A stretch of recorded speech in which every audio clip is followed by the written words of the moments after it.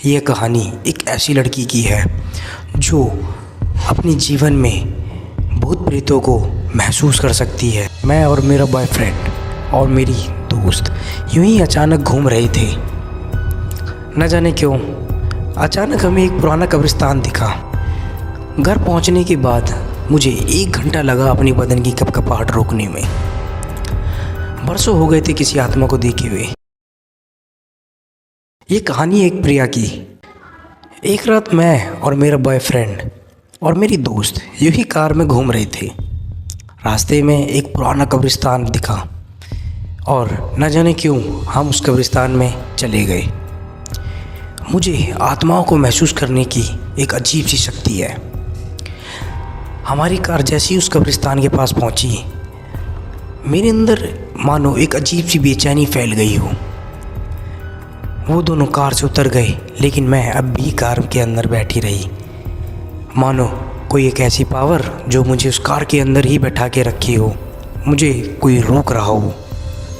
इतने में ही मेरी दोस्त भागती हुई कार के पास आई और उसने घबराते हुए बोला कि मैंने कुछ ही दूरी पे कुछ देखा है।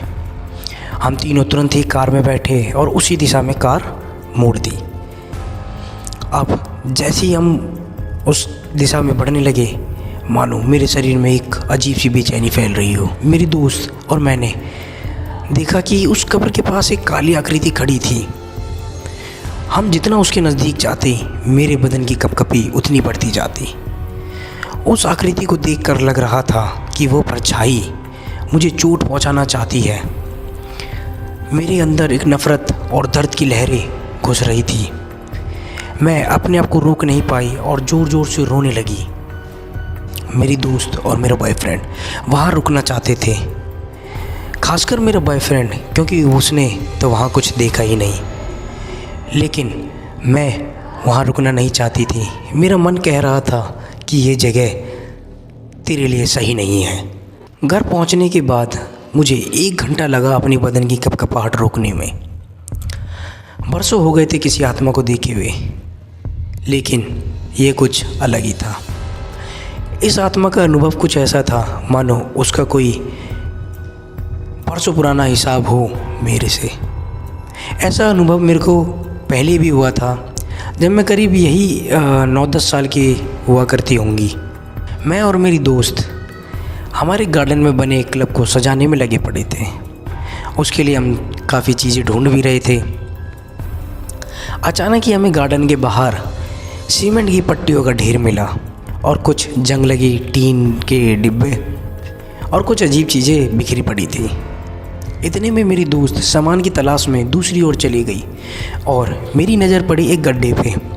गड्ढा कुछ अजीब सा था, उसमें एक अजीब सा डब्बा रखा था और गड्ढा इतना ही बड़ा कि वो सिर्फ एक डब्बा उस गड्ढे में आ सकता था। जैसे ही मैंने उस डब्बे को निकालने के लिए हाथ बढ़ाया उस गड्ढे से, अचानक एक जला हुआ खुरदरा हाथ मेरे हाथ को पकड़ता है और एक झटका सा लगता है मानो मेरी हथेली एक आग में जल रही हो और वो अपनी तरफ खींच रही हो मेरे को।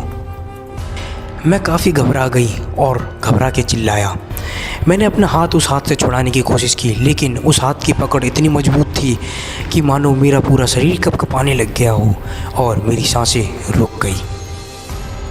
लेकिन मैंने कोशिश की और कोशिश करने के बाद जैसे ही मेरा हाथ छूटा, मैंने देखा अपनी कलाई पे एक जले हुए हाथ से मानो किसी ने जलाया हो मेरी कलाई, वैसा निशान था, काफ़ी जला हुआ और चमकता हुआ सा। और जैसे ही मेरी दोस्त वापस आई, मेरे हाथ का निशान गायब हो चुका था। आज तक उस कब्रिस्तान वाली बात को मेरी वही दोस्त यकीन मानती है जो मेरे उस बचपन वाले घटना के साथ थी। बाकी लोगों का कहना यही है कि तुमने कुछ ऐसी महसूस किया है, लेकिन मैं मानती हूँ मैंने जो देखा है वह असल है। और मैं ये भी मानती हूँ कि कहीं ना कहीं कोई ना कोई होगा जो मेरी इस बात पे ट्रस्ट करेगा। तो दोस्तों, ये कहानी यहीं एंड होती है। ये कोई किताबों में लिखी हुई कहानी नहीं है, ये एक असली अनुभव था जो मैंने आपको शेयर किया है। और ये अनुभव उस लड़की का था जिस लड़की के साथ ये हुआ था, प्रिया। उन्होंने अपनी ये अनुभव हमारे साथ शेयर किया था जो मैंने आपके साथ शेयर किया है। तो दोस्तों कैसी लगी ये वीडियो आपको? अगर आपको ये वीडियो थोड़ी सी भी अच्छी लगी हो तो प्लीज़ मेरे को सब्सक्राइब करें, लाइक करें, कमेंट करें और फीडबैक ज़रूर दें कि नेक्स्ट टॉपिक कैसा होना चाहिए और मेरे को क्या मॉडिफाई करना चाहिए अपनी वीडियो में। धन्यवाद।